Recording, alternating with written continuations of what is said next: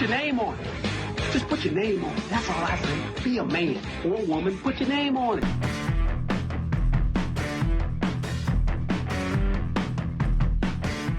I don't know if this dog's gonna. She's just gonna sit there and no, I'm saying at the end of the day, you wouldn't be the first that you tried. might not be. Isn't she ridiculous? She might be waking up in a different house tomorrow. Patton Oswalt and That is Birdie. a ridiculous dog. Oh my god, That's all she does all day. For dog lovers, this is a terrible thing to have for your podcast because she's instantly just endorphined me out. And I just like you need lively guests. You can't have me sitting there going, I mean, we're kind of slipping into Wait till Joe asks you fascism, about but look at Ratatouille. this little You'll snap right into it. Patton Oswalt's here. Black Coffee and Ice Water. I listened to it last night. I love everything you do. Oh man, You're just. thank you. I think comedian-wise, you might lead the league in yippies. You're a big yippee guy. I like saying yippee. I like, but yippee, when I go yippee, that's my way of saying I'm overwhelmed and don't know what to say at this point about whatever it is I'm talking about. I'm just like, yee. It's too much. We got to thank the Substack people. Patton, Lee Rossiter, Lee Rossiter, Nick Drew, Brett Judah, Zen Orchard. All right, wait, Feel like that might not be. Although, wait a minute. Roller derby team? Or we're in California. That could absolutely be a real name. They, them, Zen Orchard. They, them, Zen Orchard. And that should be the name. They, them, Zen Orchard? It's like they, them, and then in quotes, Zen Orchard. It's kind of like a roller derby team name. Like, here comes Zen Orchard. Zen Orchard on the inside track. We've never seen her upset. Slingshotting from the back. Michael Fritzlar, thank you guys for buying me a new boat. Ooh. Very nice. Roller derby was a thing that was on periodically when I was a kid in New Jersey. It was always on like Channel 9, not any of the big three networks, Channel 9. Maybe it was televised? Little WWOR? Yeah, WOR. And it would be on like before wrestling, after wrestling. And it looked really fake, but I was also dialed into wrestling hard. I was like, well, if wrestling's real, maybe this is real. I'm amazed they haven't brought roller derby back just in terms of the cameras that they have now, how much more amazing it would look. Everybody visually. would wear a camera, probably. Not only wear a camera, you'd have drones everywhere. You could have you could just have cameras constantly moving. I'm going to turn the fan off. I was going to say. Oh, dude. I didn't know podcasting was so rough. Well, it's the pickleball, really. Do you play pickleball? I don't play pickleball. Next question. But I'm in a pickleball movie that's coming out. Really? Is it Ben Stiller? That seems right up his alley. Ben Stiller. It is Ben Stiller. You called it. He's in it, and he produced it, and it's Jake Johnston. Jake Johnston. Is that from Bob and from Mr. Show? No. Who's the guy from New Girl? Jake Johnson. Johannsen. No, Jake Johannsen will be doing his a bit about the kid who got his arms ripped off. I saw Jake Johannsen at the Comedy and Magic Club. And, when? Like recently? Yeah, a couple months ago. No kidding. But before I went in, you park on the roof.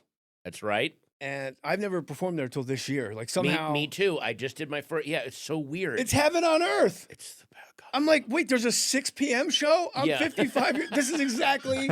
I got to get home and watch Dateline. Please. So there's this weird hard shell camper on the roof, but I was with my wife and I go, yeah, it's good. You have a ladder to, when the camper's got the ladder leading to the roof in case you have to get up there and man the gun turrets. And I'm just shitting on and it kind of was a weird look. It looked like one of those grills that looks like an egg, the green egg. Oh, yeah. It looked like that. And I go downstairs and Jake Johannsen's in the green room and I'm like, holy shit, this is comedy royalty for me. Yeah, Jake Johannsen, yeah. And he's talking about his green hard-shelled camper on the roof. So then I go right in and ask him all about it. Apparently, he can stand up in it somehow because the bottom, it's like a completely tricked out, modified little camper. Does he live in it or travel in it? I think a little of both. He was as odd as I wanted him to be. Yeah, he was always an odd one, but a brilliant one. Yeah. I always thought he had moved to Australia. Or maybe he was big in Australia. Well, maybe the thing can float also. Maybe. he can take it out for a 2-week sale. Have you ever camped? Are you a camper? Terrible. I've camped, but I hated it. I went to summer camp, and we would go out on camping trips. I'm not a camper. It's just not my thing. Patton Peter Oswalt, the pride of Broad Run High School. Thank you. The mascot was what? The Spartan. The high school yearbook was called what? The Spartan. Oh. Yeah. We weren't very creative out there. We were in New Jersey. What were you? We were the Hillbillies, which people don't believe. Wait. The Hillbillies? Bro, you have no idea. Those are your sports teams? It's where they filmed The Sopranos. So it's very middle class hillbillies.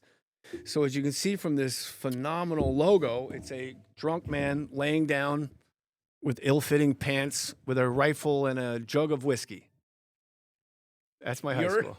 Your mascot is a guy that's about to go to sleep. It's basically like, just do what you want, man. I'm kind of drunk.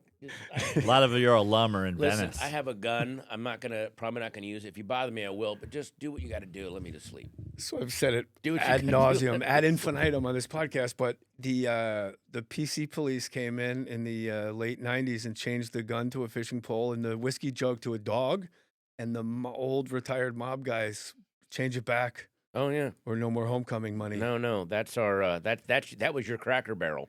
Yeah, You cannot. It really don't was. mess with that, please. Oh, that's so sweet. Your mascot has a gun. And our yearbook was silhouettes. Oh, You know what that makes me think of? Feeling kind of Patton. Feeling kind of silhouettes. Hi.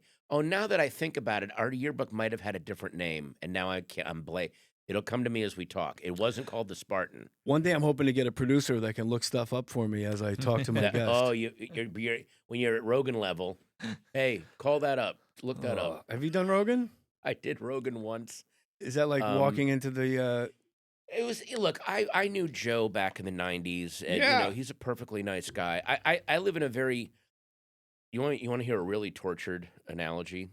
I do. You want to? Is this the tortured analogy section of the show? I know the. Oh, That's what there it you go. says right there. It's between So the I was- Empire State Building and the carousel right there on the logo. I was friends with a writer named Harlan Ellison, sci-fi writer, and when he was young, he was friends with L. Ron Hubbard. When L. Ron Hubbard was just a pulp writer, and he was perfectly fine. Some of his stuff sucked. Some of his stuff was good. He was where I could write a story in a night and get my $30 for it. We lived in a men's hotel in Times Square. This was in the early '60s. Hubbard he would gobble a bottle of amphetamines and write a novel in a night.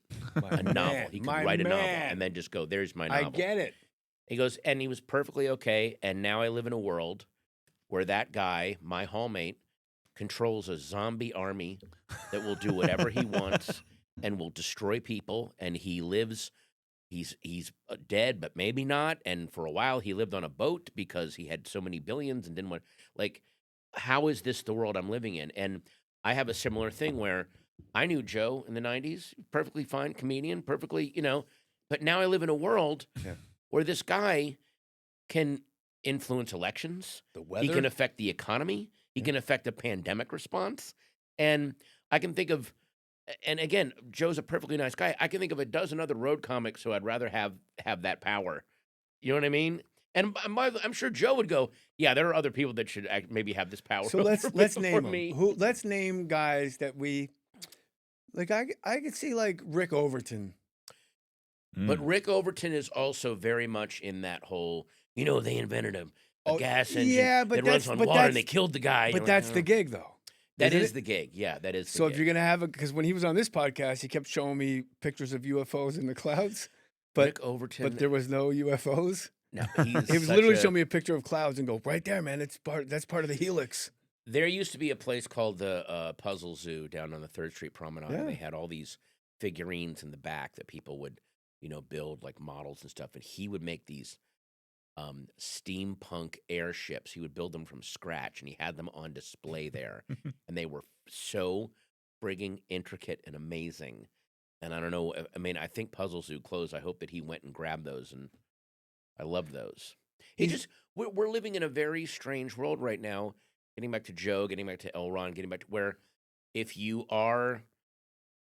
have enough of a platform, because of the way the media is now, people go, well, he must be he must be onto something if he has 10 million listeners. That, like, you know what I mean? Like, it's you reverse engineer expertise based on, well, if that many people are listening, he must be, you know what I mean? It's Yeah, I'm still But- stuck on like Michael McKean's not a stand-up, but I can see him leading us into glory. if I'm having dinner with Michael McKean next week, I would love if Michael McKean were running things. Are you kidding? Yeah. That would be, oh my God, that would solve so many problems if Michael McKean were running things. When I was having bad panic attacks on SNL, I would go into his office and he would have a acoustic guitar and he'd be like, "What's Yeah. going on?" And I was like, "My inside's got to be on my outsides. Like I'm dying." Yeah. And he'd say, "You know, the best name for a gay bar I ever heard was in San Francisco. It was the White Swallow." And there was a picture of a swallow, the bird on the, and he goes, what would you name your gay bar? And I was like, the Leather Pinata. He goes, that's good. And I was like, you could have one area or bar called the Lake Filled with Pink Snake. Like and then I realized I wasn't, Exactly. yeah.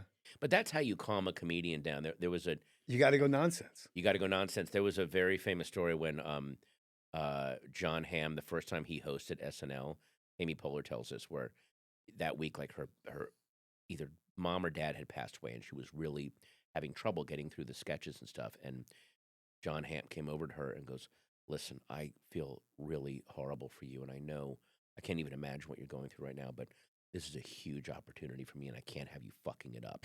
And she laughed so hard, and it brought her right out of it. Like, it's exactly what she needed to hear. And, you know, like, that's how he... How have you Jon not been Hamm running asked- things might be nice. Although there's so much resentment to him. You can't be that good looking, but then also be that funny. But he has Like, to you shave, as Dennis Miller said. This guy had to shave while he was shaving. About can't Nixon. shave while he was shaving. This guy Nixon had to shave while he was shaving. So if we're gonna do comics though, like Fraiser Smith seems comics. Never mind. Fraiser's a guy hey.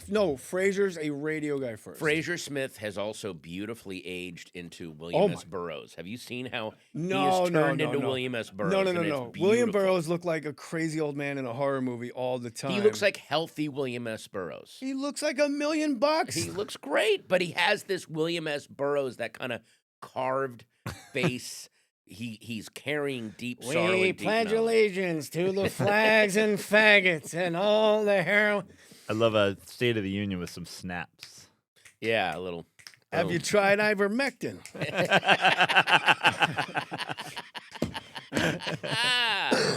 Yeah, it is. I'm going Pete Holmes. I want Pete Holmes running my ship I would like. because he knows the absurd. He's in on the joke. I would like Brian Regan running stuff. Okay. That would I'd love Brian Regan running stuff because that guy sees the absurdity in everything, and he feels like he would understand when people are crashing out. Like, oh no, I know what you're doing. I get it. Like, Brian's one of those guys where I had that seminal moment as a comedy fan. Stephen Wright on Letterman did it once, and then Brian Regan did it once, where they do 8 minutes, and it's completely like nothing they've ever done before. So Brian Regan's moment for me as a fan was him. The entire set was him going through a "Do you have OCD?" online test. really? And it's him just breaking down the test and then circling back to change an answer and like his obsessive, because he never. Shoot, I got to go find that. It's That- wonderful. yeah, And then yeah, yeah. Stephen Wright just popped on Letterman once, and it was about working at a planetarium in Toronto. And we had a softball team in this planetarium. And when we'd practice, we'd stand under the planets. The first baseman would be under Mars. The second baseman would be under Jupiter. The third, and then blah blah blah. We had our first game, and we had to forfeit because we were all standing way too far apart.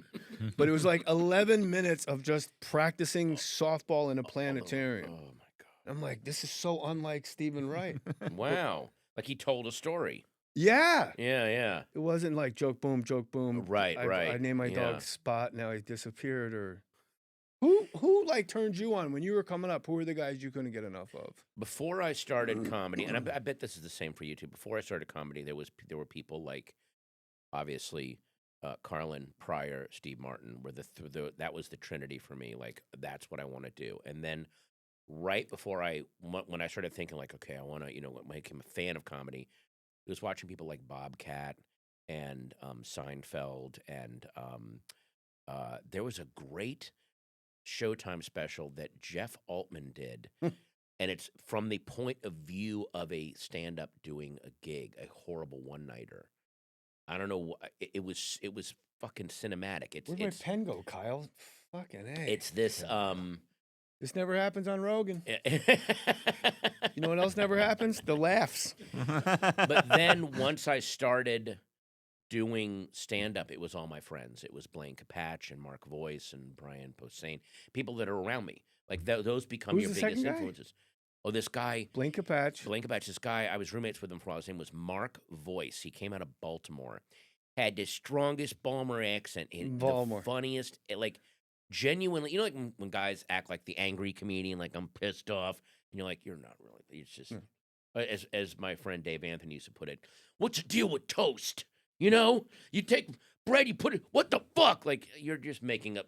This guy, Mark, was actually angry at the world in a hilarious way. I remember coming back, we were roommates for a while in Arbutus, and I came back, it was late at night after a gig, and he had all these receipts on this little table that he was writing bits on the receipts. I just picked one of them up, and it just said, what are old people cooking that stinks so much? Because we lived over this old couple, and they were always cooking. And I just pictured him. I was like, you were sitting inside all night in a rage, just writing while these odors wafted up, and you were just basting it. Like, What are old people cooking that stink so much? On a receipt On from a a receipt. fucking One Petco. of the funniest things I've ever seen. So yeah, and then it was people I would open up for on the road that would really, like, one of my first gig ever at Charlie Goodnight's, I opened for Bill Hicks, Oh, and that really kicked my head open. that's That was in 1991. that's got to be like your first movie being with Tom Cruise. It's like what Like, everything's oh, a letdown. that's what a comedian. Well, it's like when I did a TV show with Tony Collette, and I did a movie with Wow. Charlize Theron, and it was both Big fan. instances of like, Big that fan? was a young adult. Was Charlize. Oh, you had like a gimpy hand or No, something? he was just saying he's a big fan of Charlize Theron. Oh yeah, he's a big fan of Charlize. No, I'm saying when you work with that person, like you said, like, oh, that's what an actor is. Oh, that's what I had a gimpy leg. Gimpy. Gimpy leg. You were very good. You know what? Mm.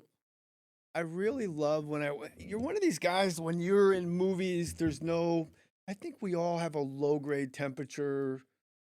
I don't know if it's jealousy or competitive, but you're one of those guys I truly root for. Really? Yeah. Thanks, man. I don't know what it is, but in big fan, I'm like, holy, like, I don't think you're a particularly sports zealot guy. No, but So I I'm knew you were acting. very much acting, but Who's the other guy? Was it Bobby?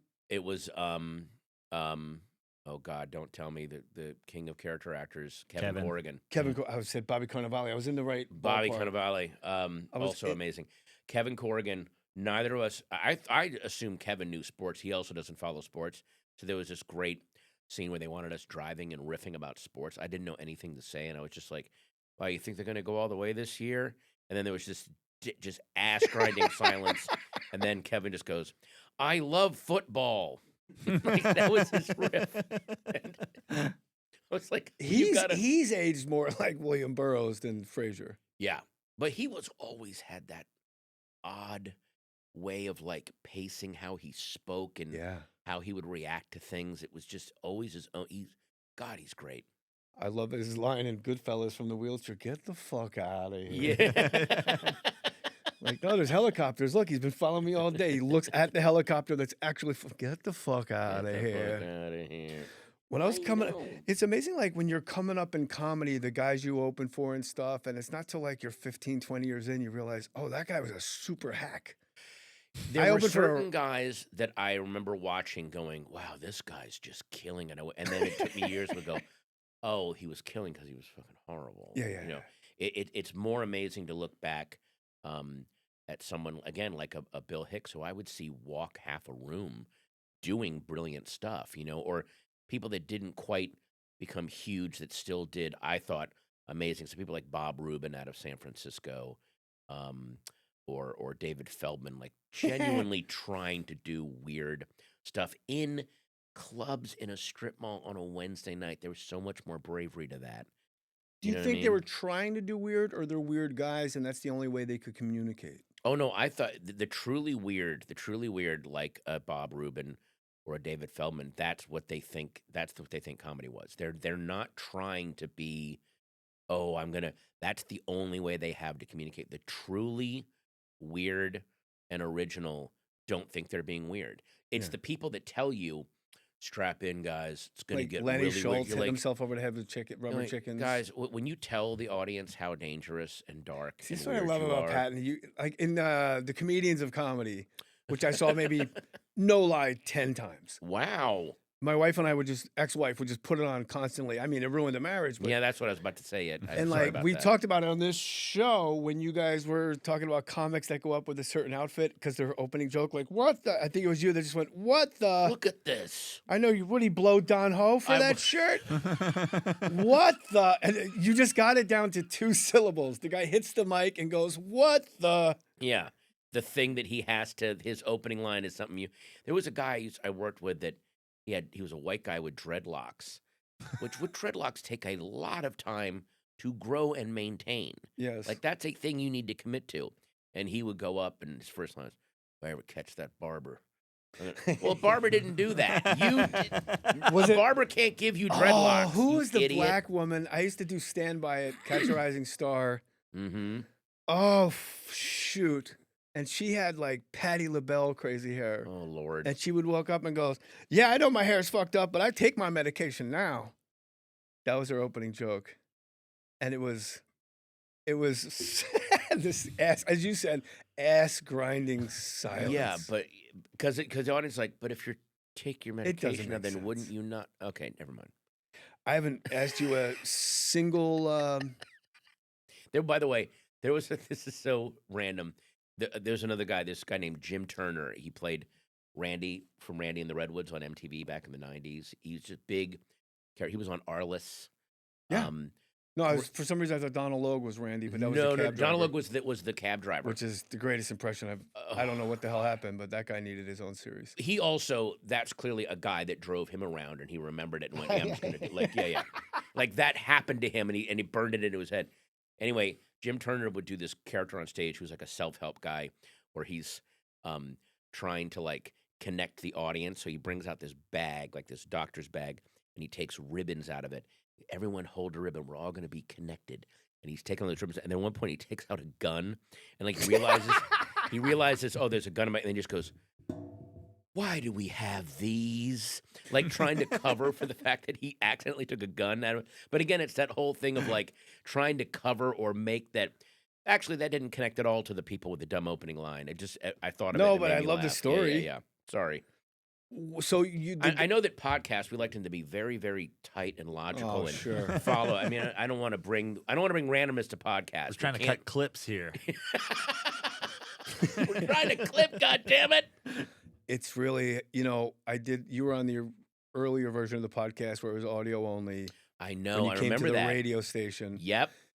Then I went to, rehab, got my life together. There was a 4-year break. And I'm sorry for what I put you through during that interview. I know that that's what tipped you over. It did. Yeah. No, we had a great talk. It was. I called you out on some stuff and you had great responses. Mhm. Like, I don't like anything where it comes down to this Oh God. about Last Comic Standing. And I went, that's totally fair. Like, we communicated like adults. And I was Yeah, like, yeah, I'm yeah. always going to love this guy.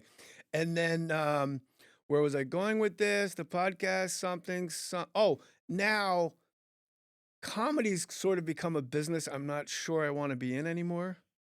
Like, I don't Okay, go on the what- road anymore. What's your reason? Like, because you don't like to travel. You don't like the. Well, I don't like traveling. It's a young Yeah. man's game. But Yes. also, when I'm on any social media and I watch whoever else is in the business now, that's not like the names, the Mark Voices, the Jeff Altmans, the Bobcats.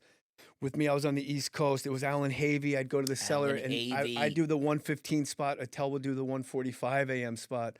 So like that was every weeknight. I was still living with my parents. And now it's just like Pod Bros.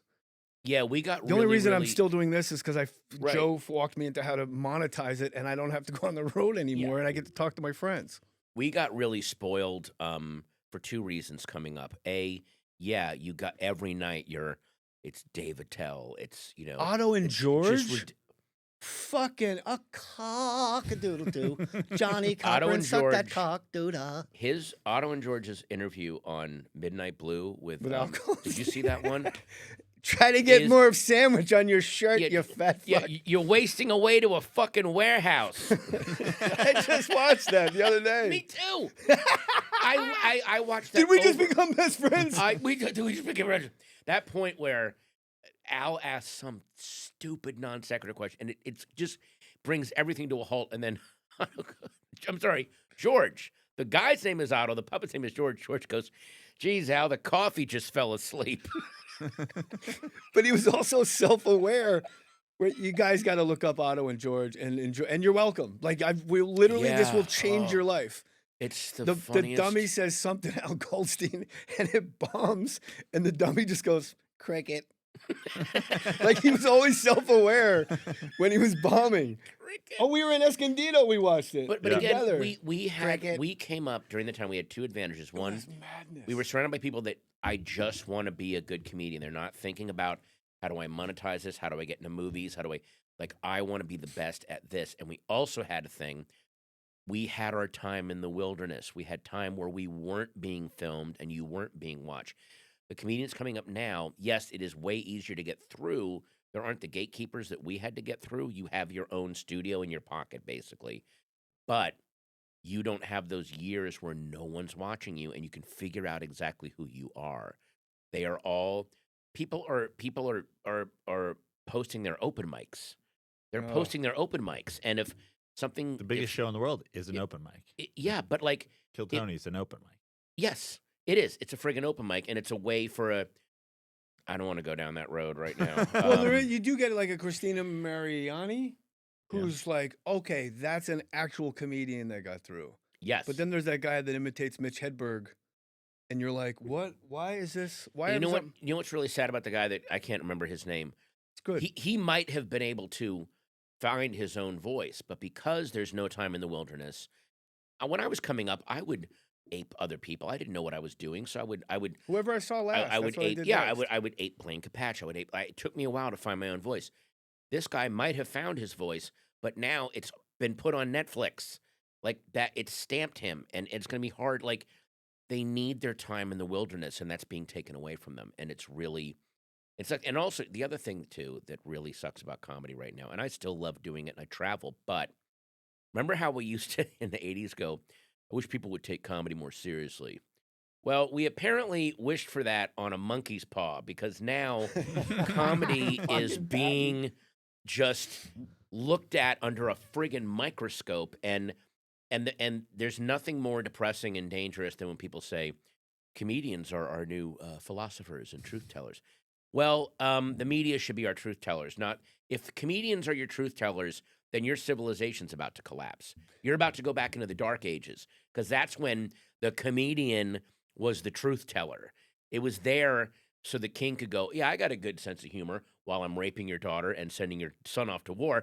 Here's Corncob, the farting dwarf. He's going to call me fat. See, we're all even now. Like that is so these podcasters having Trump on their fucking podcast. Like, see, he's regular. It's like, no, dear God.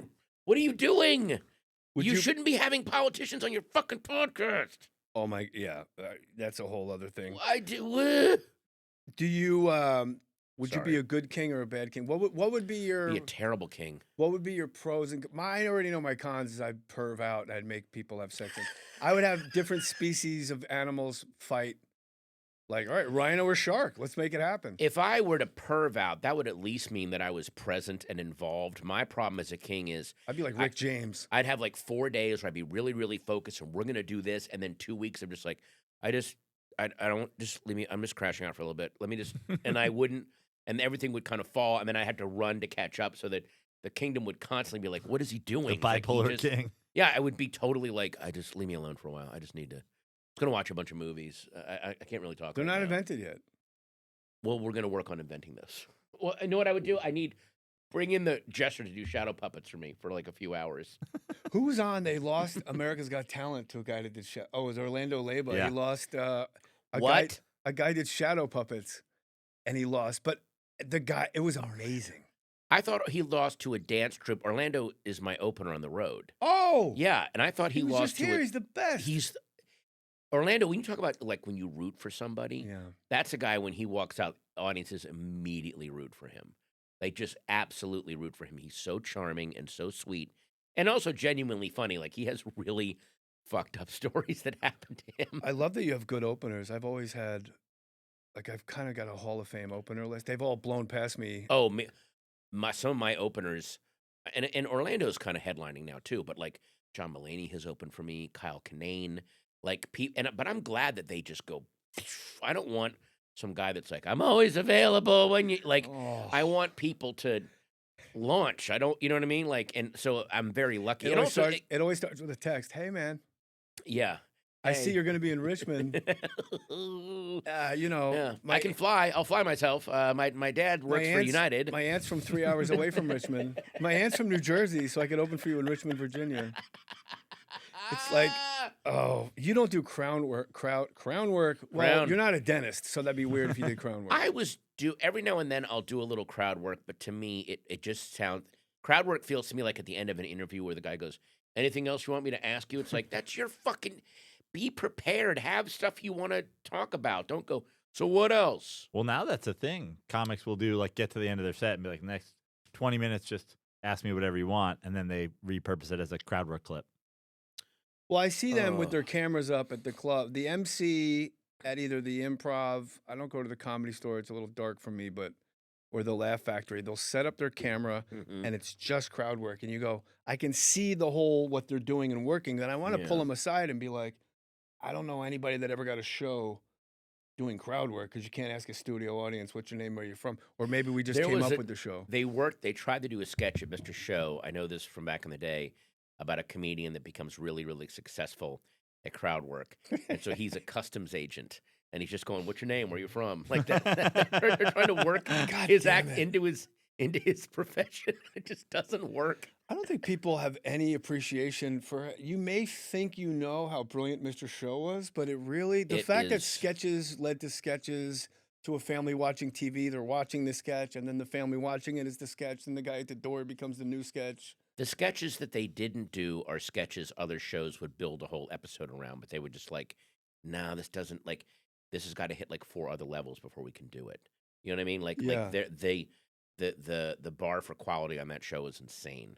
It's like The Onion. It was like the way The Onion is just like, how are they this consistently just nailing it?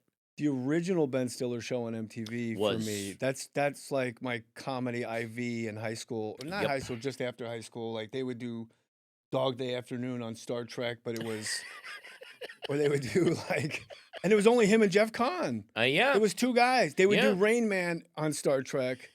He did, you ever see the one, that short film that he made? I don't know why I don't even know if he made it for anything, and they ended up showing it on SNL because it was so funny, called The Hustler of Money. No. It's when Ben was doing Skin of Our Teeth with John Mahoney and the whole cast, and it's his first ever doing Tom Cruise. And it's the, exactly. Yeah. But instead of pool, it's bowling hustlers. So it's him and John Mahoney, and they're just, they nail every aspect of that movie, but it's a trailer for the movie called The Hustler of Money. You should look it up online. This is like the 5th note I've got. I'm so Corn sorry, Cob, man, but Corn Cob, the sorry. farting dwarf. What do you mean sorry? This is why I'm in show business, because I get fired up. Hustlers of Money? Yeah. The Hustler of Money. The Hustler of Money. It's so good. But it's one of those, like, remember when you would watch the Weird Al parody videos, and he would obsessively parody not just the song, every visual in the original video he would do a joke on. Like the video for Eat It, literally every shot he makes a joke about. In that it's so, there's not a bit of meat left on that bone when he's done with it. Even to the point where he tracked down some of the original dancers from Beat It and then put them in the Eat It video. It's so bizarre. I've only heard he's a wonderful guy. He's the greatest. Have you ever been on SNL? No. You seem like you'd be such a great host. I would. Could you want me to call the vice president of show business and some things? Yeah, I need a little more buzz. See, because you're net less. Do you believe in ghosts? I don't believe I have never had an experience with a ghost, but I don't disbelieve other people's experiences. Your cat seems to. I think, oh my fucking cat.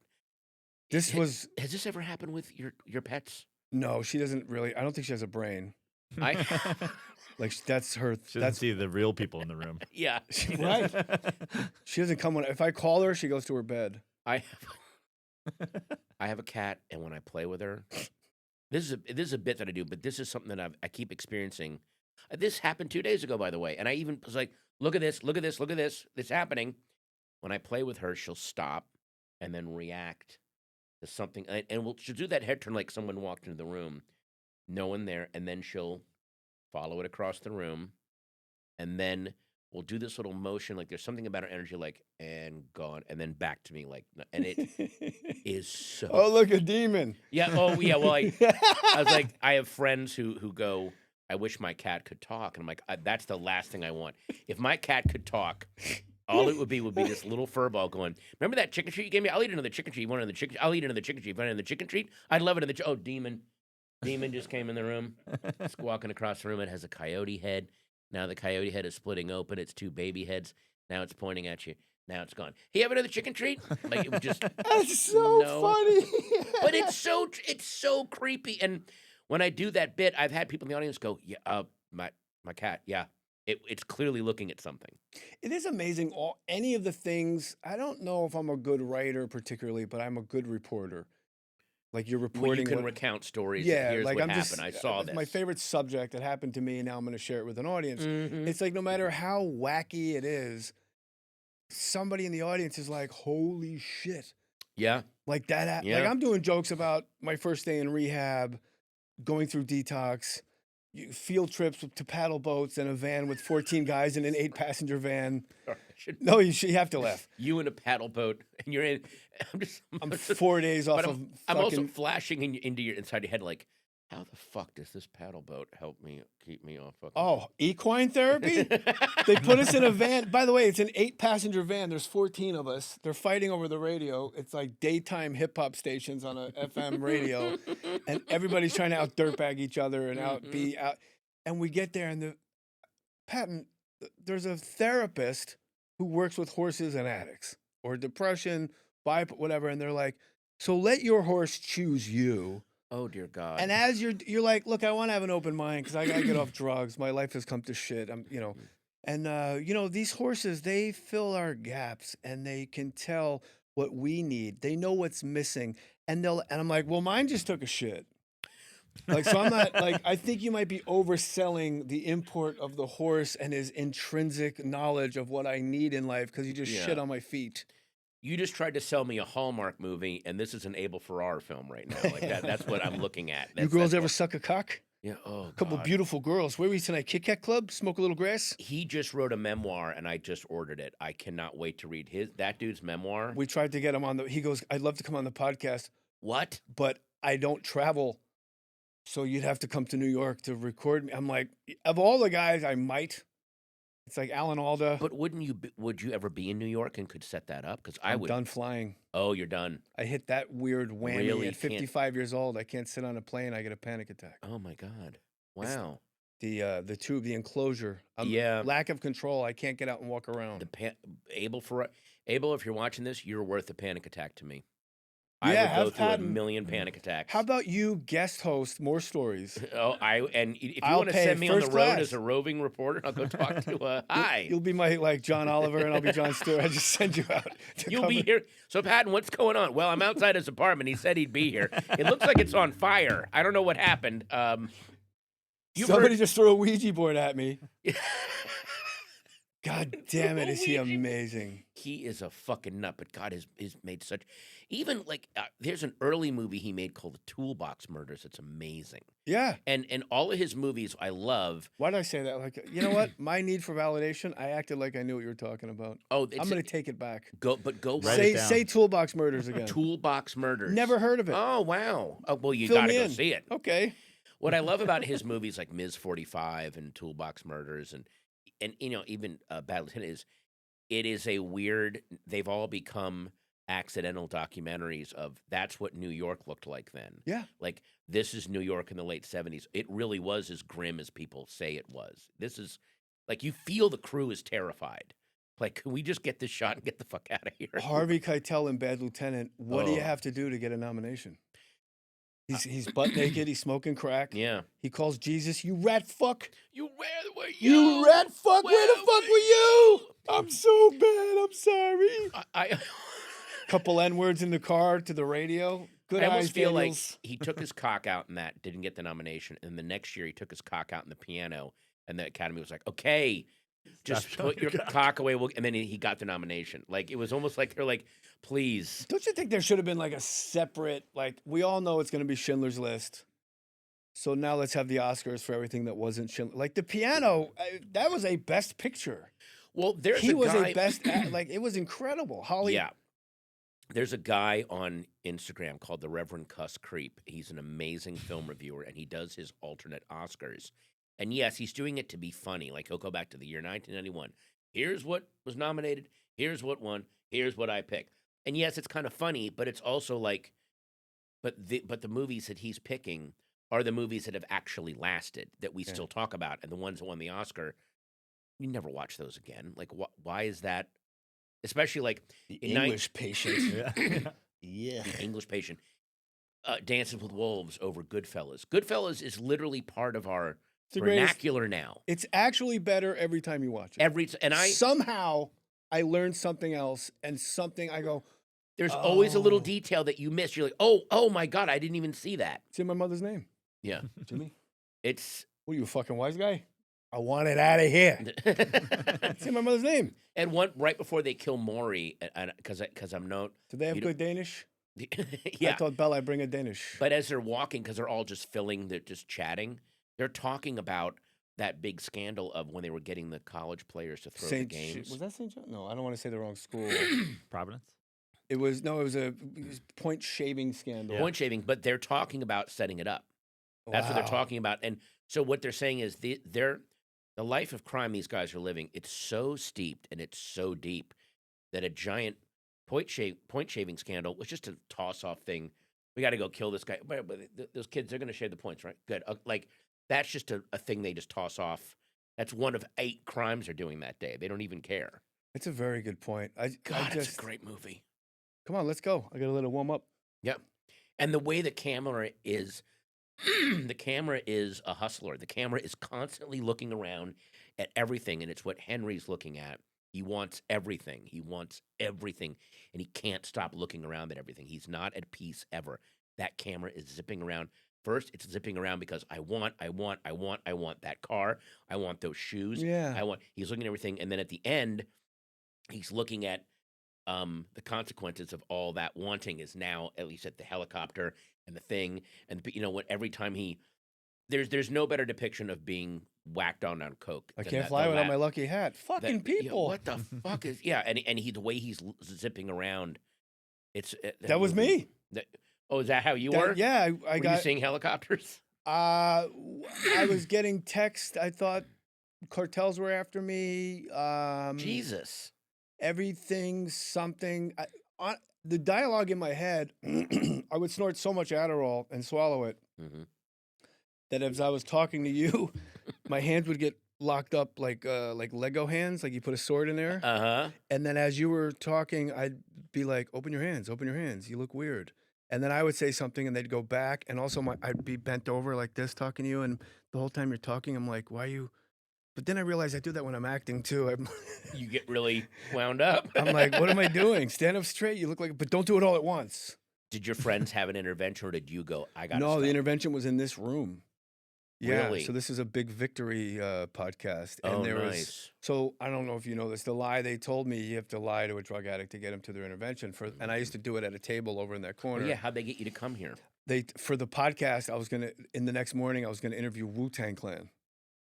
And Skylar Stone, comedian, was emailing Love me. Skylar. He was emailing me. He's wonderful. He He's saved my great. life. He was emailing me as RZA. Thursday morning, boing, boing, boing, boing. Whoa, whoa, Wu-Tang, Shaolin. And I'm emailing with RZA like, it's going to be great if you need anything. Wait. This is like an MI5 op. Like he's It was something pretending to be. We got to get the subjects on the move. We got him. And then So Corey my Fry, my God. producer and assistant at the time, I come downstairs. I was up all night, fucking coming up with a Pulitzer Prize winning interview. She's at the table and she's fully made up, and she's got perfume on, and I'm like, wow, this is impressive. She's taking it seriously. Yeah. Then Skylar, who introduced me, quote unquote, to RZA, comes up to this door. Then my wife, my girlfriend at the time, comes downstairs before work. So I think, and people kept kind of showing up. And I'm so high, I'm like, listen, you guys got to get the fuck out of here because Wu-Tang Clan's coming over. And then the interventionist was like a skinhead with a swastika tattooed to the top of his head that he was having removed, but not fast enough. Yeah. And I was like, he had no teeth. I'm like, I don't think this guy came with Wu-Tang Clan because he's a skinhead. Yeah. And then he was talking to me. He had no teeth. He had 0 teeth. So it's like, Patton, most important day of my life. And he's like, these people, they love me like crazy, but they're not going to love you to death. And then when you accept this gift, and I'm like, maybe this guy did come with Wu-Tang Clan because those were some fucking bars he just laid on me. And then the car was across the street. It was like a literal gremlin. The interventionist drove a blue gremlin. His daughter was with him. She was like this 19-year-old, and he goes, this is my daughter. She's dealing with sex addiction. I'm going, oh, okay. I get in the back seat. We're going down the 405 freeway to Rehab, and I'm in the back seat sideways because it's a gremlin. And I pulled, because I'm sitting on something. It was a cock pump. And I'm like, I guess this is yours. And he goes, oh, yeah, thanks. And he hands it to his daughter. It was fucking chaos. While he was talking to you, as part of your SNL brain so kicking, going, this is a great character. Yes.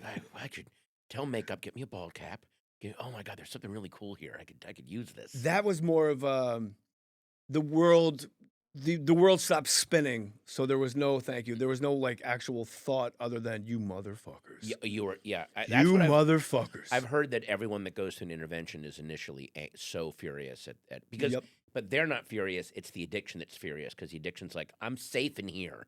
Why are they trying to get you? Know what I mean, like I didn't think I needed help. Off. Exactly, because that's the addiction telling you. The problem is that drugs cost money, and if they would either lower the prices of pills, or I could get a windfall of cash, then this really wouldn't be an issue.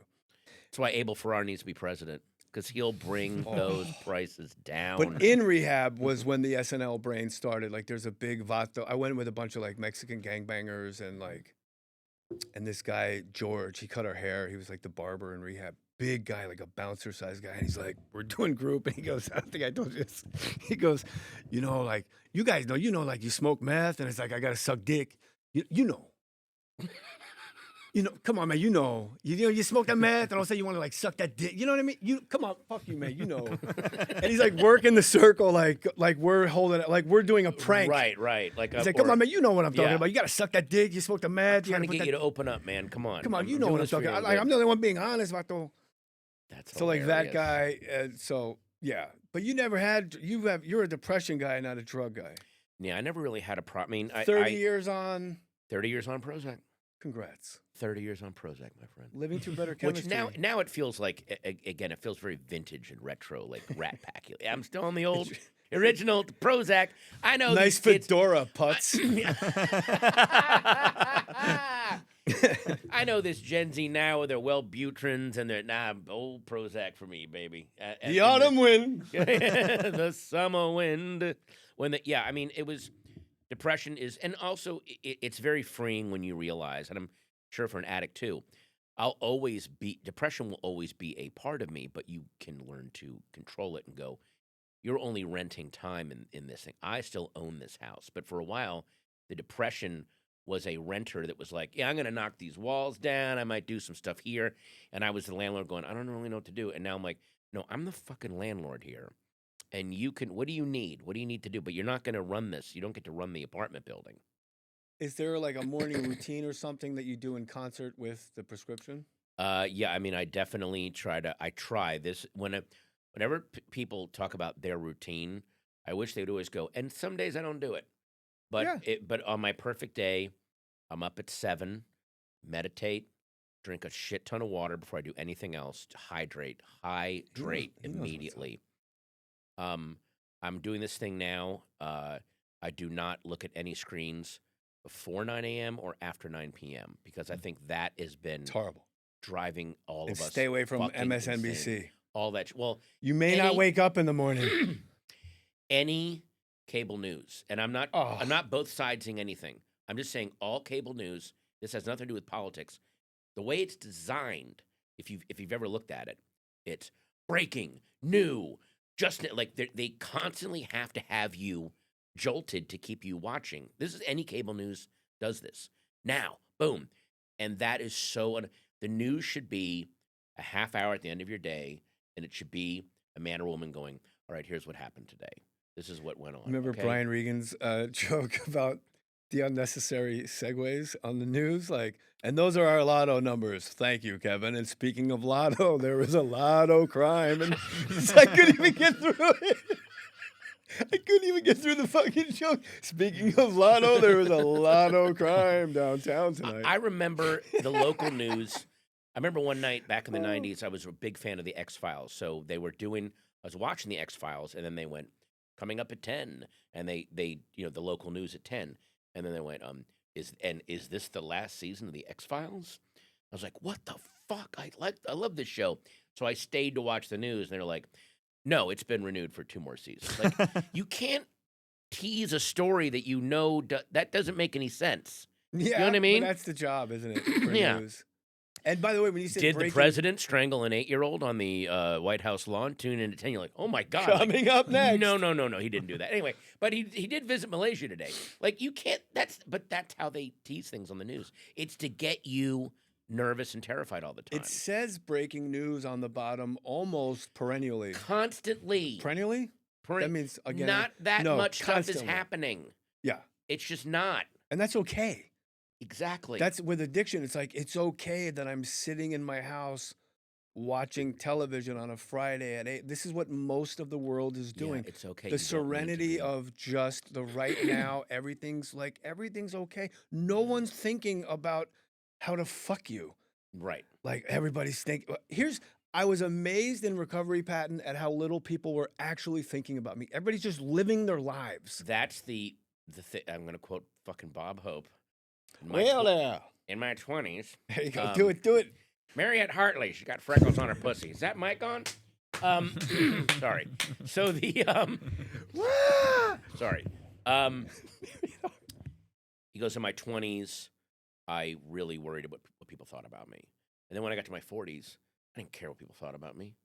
And now I'm in my 60s, and I realize nobody was ever thinking about me, ever. You're not in your ever. 60s. Shut the fuck up. Well, no, he said that when he was in his 60s. Oh, Bob, you're quoting Bob Hope. Yeah, that's what he said. Jay But, Leno but said, I love that so much. Like, and you've got to keep, and you got to check in during the day and go, no one is thinking about you. No one's thinking about you. Go do whatever you want. They're not thinking about you. What if I go out and I fail? It's a lot They like don't care. dancing at a party. If there's a dance floor, you're out on the dance floor and you think, we'll close with this. We got to get out of here. But also, Jay Leno. Hang on, before you do, can I give you one more thing that'll lead into what you're about to say? Yeah. People who go to the beach and they're all like self-conscious at the beach, unless you have the best body or the worst body, no one's looking at you. Nobody cares. I'm a perv. Remember, I'm the king that's a Oh, that pervert. is true. You're out there. I'm like, look at her Perv little king. rolls. Perv king. That's my new franchise. But you're saying the dance floor and the Yeah, Jay like when you're Leno out on the dance floor, you're like, oh, I look like an idiot. I'm out here. But everybody else is on the dance floor thinking they look like an idiot. So get your hands over your head, do a 360, and get it over with. Yeah. Be a goofball. Who cares? But I had a fucking notebook of questions, and it didn't matter because it was an effortless was conversation. great. Come back whenever the hell you Oh want. man, absolutely. And I'll leave my house even earlier. Well, I got an extra bedroom upstairs. Oh, I'll come the night before then. That'll be great. You could sleep with Birdie and rub her ear vagina. Yeah. We have a lot of ratatouille to talk when you come back. So This dog. I told Joe before you came in, I go, hey, we're just sitting here waiting, and I go, hey, don't ask him about fucking ratatouille. And he goes, oh. I was like, I was absolutely. That's all he had. How are you real? Right, sorry. black coffee and ice water. Where do they get it? You can pre-order it now from audible.com if you have the Audible app. Pre-order it on the 20th, November 20th. It'll download. Whole brand new hour of comedy. and it's an album. It's not a filmed special. And let me tell you something, Jay. Another Grammy nom, maybe? Well, I don't even. We were a year apart. Really? Yeah, but I lost to Louis C.K. You lost to Chappelle. I mean, nothing you could do. Because what I feel when great. Like, Chappelle it's okay. gets nominated, it's like, well, we're playing against Michael Jordan this year. Let's Yeah, just but enjoy Chappelle this. was like Dances with Wolves. No. Shut up. But let me tell you something. If I lost to like Flight of the Conchords, I would have murdered somebody. Oh, Jay. 14 minutes of dry, crispy shit. But doing an album where you're not being filmed was fucking amazing. It's just an album. They're just recording you. It's the stuff we grew up on. Yeah. And my set I'm was aware. I know so what albums much are. better. It was one of the best sets I've ever had because I'm like, oh, no one's filming me. This is purely me in the audience. It was the fucking best. You're the best. Thank you. Love you, buddy. Mwah. Patton Oswalt, friends. Jay Moore's my uncle.